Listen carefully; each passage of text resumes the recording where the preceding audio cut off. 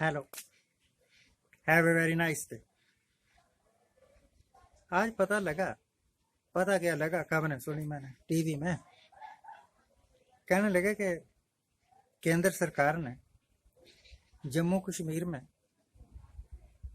1800 CRPF के और बंदे भेजे, सुरक्षा बढ़ाई है वहाँ जम्मू कश्मीर के उन इलाकों में जहाँ पर आतंकवादी हमले हो रहे हैं। भेजने ही पड़ेगी extra power, extra force, sorry.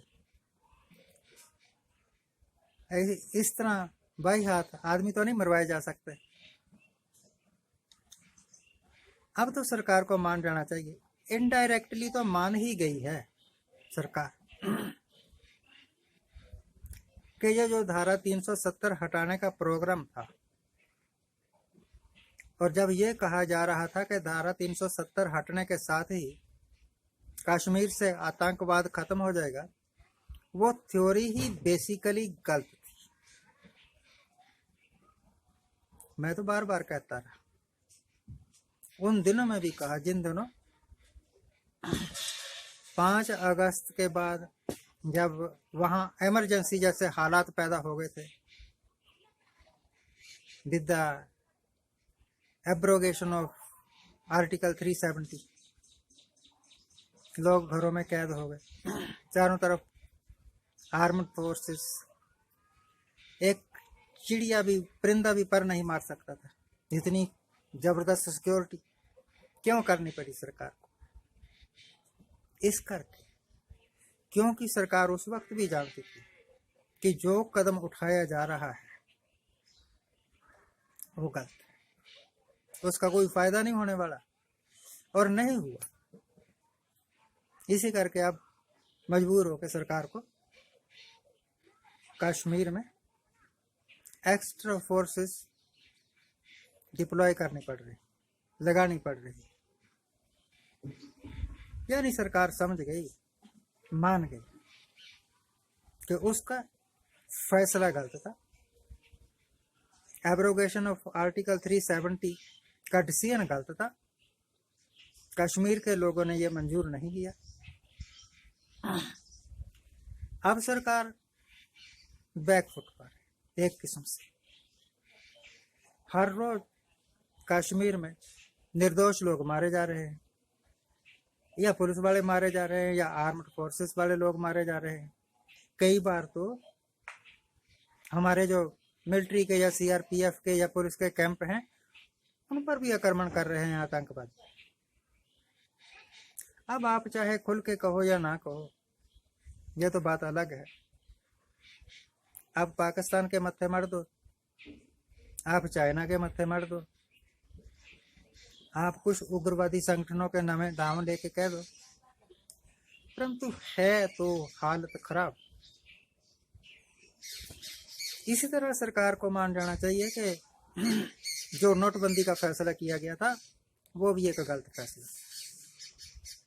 सरकार को यह भी मान जाना चाहिए कि कोविड के दौरान जो बिना सोचे समझे, बिना पहली किसी प्लानिंग के तो अचानक उठे और अनाउंस कर दिया कि कल से लॉकडाउन, 3 महीना का लॉकडाउन, वो भी एक गलत फैसला।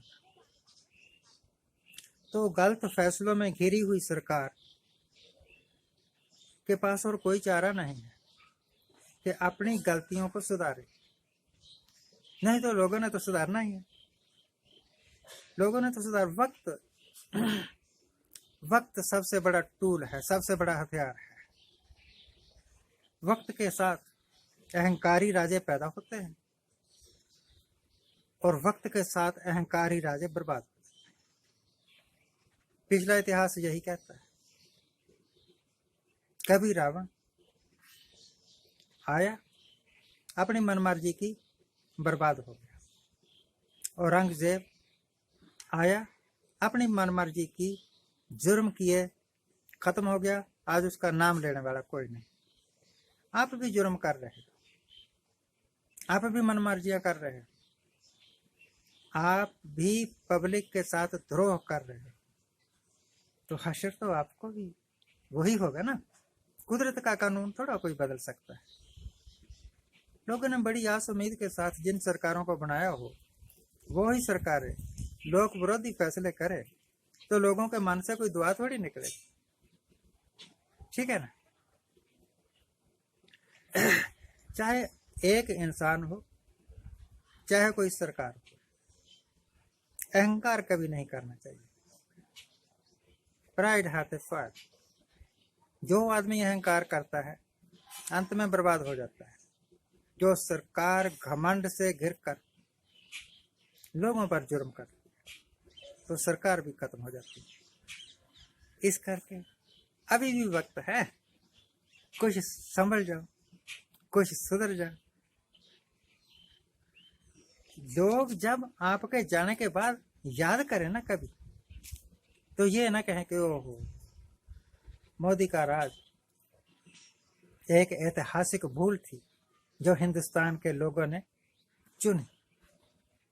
कहें कि मोदी साहब भी थे, बहुत सारे गलत फैसले करने के बाद भी कुछ अच्छा कर गए, जिसके कारण हिंदुस्तान का भला।